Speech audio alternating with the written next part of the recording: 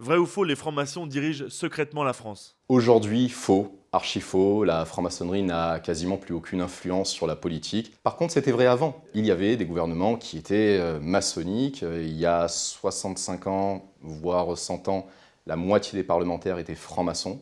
Aujourd'hui, c'est vraiment plus le cas. Aujourd'hui, si 10% des parlementaires sont francs-maçons en France, c'est vraiment le bout du monde. Vrai ou faux, Emmanuel Macron est franc-maçon? Même si je le savais, je ne pourrais pas répondre à cette question-là parce qu'on ne dévoile jamais un franc-maçon. C'est ce qu'on appelle le secret d'appartenance, c'est-à-dire qu'on peut se dévoiler. Par contre, on ne peut pas dévoiler l'appartenance d'un autre frère ou d'une autre sœur, donc d'un autre franc-maçon, tout simplement par respect de sa vie privée. Vrai ou faux, lorsque l'on se balade dans les rues de Paris, il y a des signes maçonniques absolument partout?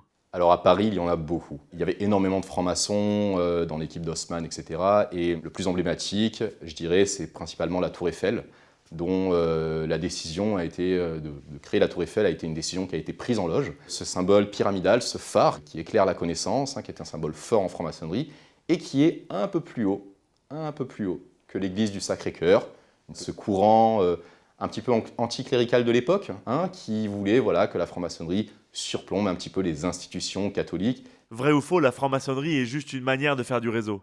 Alors c'est faux, il y a toujours une croyance comme quoi la franc-maçonnerie ce serait un réseau d'affaires où les gens viennent là pour faire du business, etc.